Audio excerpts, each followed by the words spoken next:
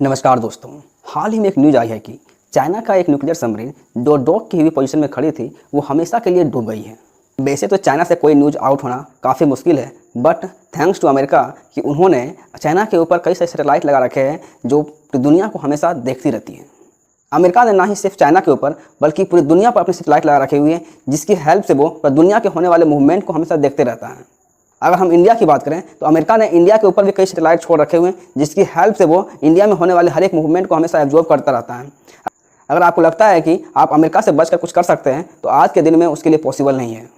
अगर आप इस समय किसी से बात कर रहे हैं या फिर कुछ काम कर रहे हैं या फिर कहीं जा रहे हैं तो अमेरिका आपको हमेशा देख रहा है। चाइना का एक शहर है वुहान, वही वुहान है जहाँ पर कोरोना का स्टार्टिंग हुआ था। कोरोना यहीं से पूरी दुनिया में स्प्रेड हुआ था। इसी शहर के चक्कर में दुनिया ने कोरोना जैसा कहर को सहा था। जिस दिन से वुहान से कोरोना बाहर निकला है उसी समय से अमेरिका ने उस सिटी पर अपना एक सैटेलाइट को हमेशा के लिए रख दिया था, ताकि उस शहर में होने वाले हर एक मूवमेंट को अमेरिका प्रॉपर तरीके से देख सके और जान सके। इसी वुहान शहर में एक वियांग नाम का शिपयार्ड है जहां पर चाइना का एक न्यूक्लियर सबमरीन डॉक की सिचुएशन में खड़ा था, लेकिन कुछ समय के बाद वो सबमरीन हमेशा के लिए वहीं से डूब गया। इस न्यूज़ को फर्स्ट टाइम आउट करने वाले थे वॉल स्ट्रीट जर्नल, जो एक अमेरिकन जर्नल है। इस जर्नल में ये बात साफ की गई थी कि चाइना ने जिस न्यूक्लियर सबमरीन को अभी नया बनाया था वह सबमरीन अपने कुछ राउंड्स करके वो शिपयार्ड पर खड़ा हुआ था, लेकिन कुछ समय के बाद वो शिपयार्ड वहाँ नहीं देखा गया था। वॉल स्ट्रीट जर्नल के अनुसार जब वो सबमरीन वहाँ खड़ा था तो उस समय की तस्वीरें सैटेलाइट में एब्जॉर्ब की गई है, लेकिन कुछ समय के बाद सैटेलाइट से जो इमेज निकला उसके अनुसार वहाँ पर कई सारे क्रेन्स वहाँ लगी हुई थी जो वहाँ कुछ ढूंढ रही थी। ऐसा लग रहा था जैसे वहाँ बहुत सारी चीज़ें डूब गई हो और उसे खोजने के लिए चाइनीज सरकार पूरी तरह से एफर्ट लगा रही है। जब यूएस के ऑफिसर ने इसे अच्छी तरीके से इन्वेस्टिगेट किया तो सामने आया कि चाइना ने जिस सबमरीन को अभी लॉन्च किया था वह सबमरीन कुछ ही दिनों में पूरी तरह से उसका तबाह हो गया और वह सबमरीन अपने ही शिपयार्ड पर डूब गया। अगर डॉक की हुई सिचुएशन को समझें, जब कोई सबमरीन अपने राउंड्स लगाकर वो अपने स्टेशन पे वापस लौटती हैं, अपने शिपयार्ड पर वापस लौटती हैं ताकि उनका रिफ्यूलिंग कर सके, तो इस सिचुएशन को डॉक सिचुएशन कहते हैं। और एग्जाम्पल के तौर पर समझें तो मानिए कि आप अपने बाइक से कहीं निकले और रिफ्यूलिंग करने के लिए आप अपने पेट्रोल पंप पे या फिर कहीं खड़े होते हैं, तो उसी समय पर अगर आपका बाइक ब्लास्ट कर जाए तो क्या होगा। कुछ ऐसा ही घटना हुआ है चाइनीज सबमरीन के साथ। चाइनीज सबमरीन अपना रिफ्यूलिंग करने के लिए अपने शिपयार्ड पर डॉक हुई थी और उसी समय वो सबमरीन डूब गई। अगर हम बात करें कि भाई अमेरिका को इतना चिंता क्यों है चाइना का, अमेरिका इतना क्यों सोचता है चाइना के बारे में, अमेरिका अपना नज़र चाइना के ऊपर क्यों लगा रखा हुआ है। एक्चुअली बात है चाइनीज़ गवर्नमेंट ने अपने एक बयान में ये बोला है कि कुछ दिनों के बाद अमेरिका से भी कई हाई पावरफुल होगा चाइनीज़ नेवी। और आज चाइना दुनिया का सेकेंड लार्जेस्ट इकोनॉमी है और जो अमेरिका को पूरी तरह से आज टक्कर भी दे रहा है। चाइना जिस प्रकार अमेरिका से ये प्रॉमिस कर रखा है कि कुछ सालों के बाद चाइना पूरी दुनिया का मोस्ट पावरफुल कंट्री बनेगा, शायद इसी जोश में चाइना ने यह गलती कर बैठा कि चाइना ने अपने क्वालिटी को ना दे करके क्वांटिटी पर काम किया और उसका ये एक्सपेरिमेंट फेल कर गया, जिससे चाइना को हजारों करोड़ का नुकसान सहना पड़ा है। एक सबमरीन को बनाने में लगभग हजारों करोड़ रुपया लगता है, लेकिन चाइना का एक एक्सपेरिमेंट शुरू होते ही फूस कर गया। वैसे हमारे देश में चाइना को सामान को लेकर कोई अच्छी इमेज नहीं है।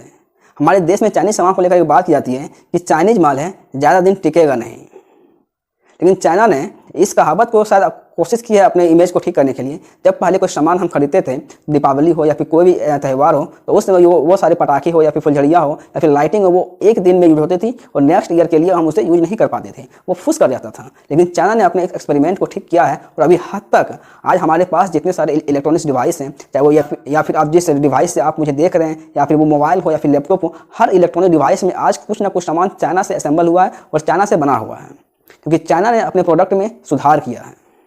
और इस सबमरीन को डूब जाने के बाद चाइना नेक्स्ट टाइम जो प्रयास करेगा और नेक्स्ट टाइम वो फिर से उभर के आने के लिए कोशिश भी करेगा। अगर हम बात करें कि सबमरीन होती क्या है, सबमरीन का हिंदी अर्थ है पनडुब्बी। एक पनडुब्बी ही है जो पानी के अंदर और पानी के बाहर दोनों में वो चल सकता है, मतलब लाइक ए एम्फीबियंस।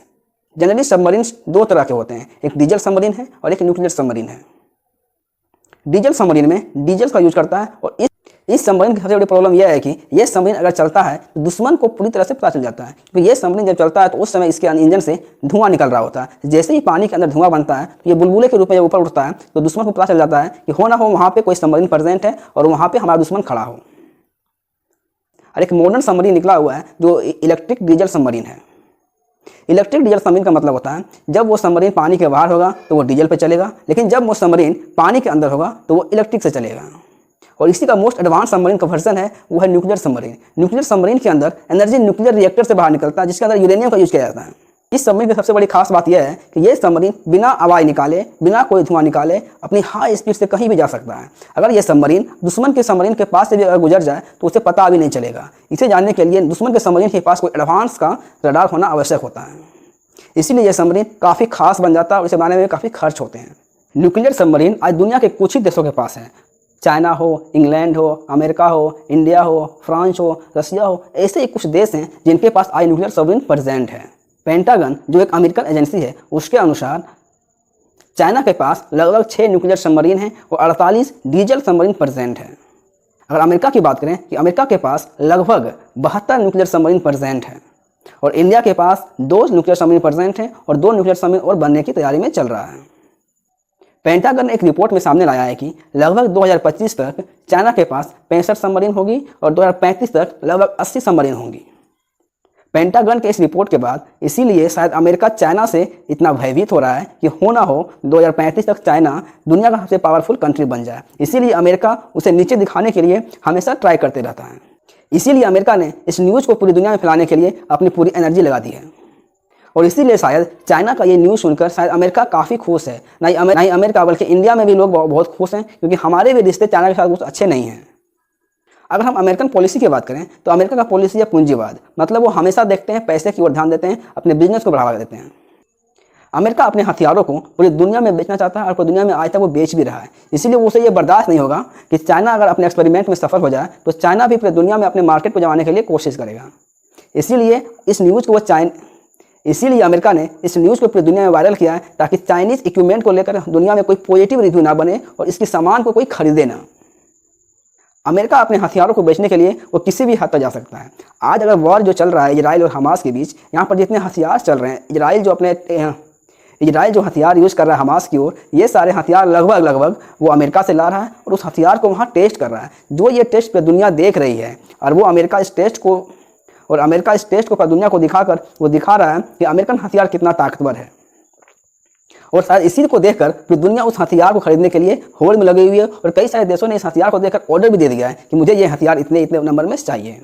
मतलब अमेरिका का सिंपल फंडा है कि भाई हम अपने हथियार को बेच करके मुझे पैसा कमाना है, उसके लिए चाहे दुनिया में वॉर ही क्यों ना हो जाए।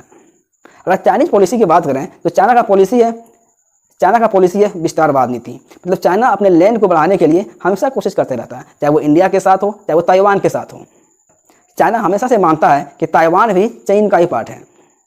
वहीं अगर इंडिया की बात करें तो इंडिया की पॉलिसी है नो फर्स्ट वॉर पॉलिसी। मतलब इंडिया कभी पहले आक्रमण नहीं करेगा, ये तभी आक्रमण करेगा जब कोई देश इसके ऊपर हमला करे तो ये उसे जवाब देगा।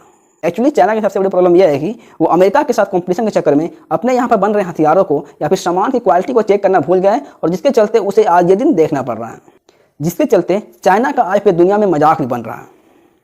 यहाँ सबसे बड़ी प्रॉब्लम यह है कि जो न्यूक्लियर सबमरीन समुद्र के अंदर डूबा, शायद हो ना हो उसके अंदर न्यूक्लियर फ्यूल भी प्रेजेंट हो और उस न्यूक्लियर फ्यूल के अंदर यूरेनियम भी प्रेजेंट है। जहाँ यूरेनियम का रेडिएशन काफ़ी हानिकारक होता है, वो अगर समुद्र के अंदर रह जाए तो क्या होगा।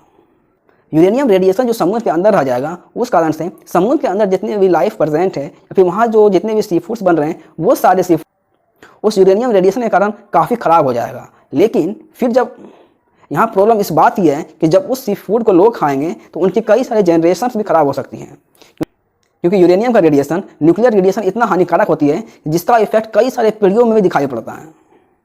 इसीलिए सबसे बड़ा डर यहाँ पर यह फैल रहा है कि कॉमन मैन जो सी फूड को यूज करते हैं, उसके लिए यहाँ सबसे बड़ी डर की बात है कि उनकी पीढ़ियाँ भी बर्बाद हो सकती है।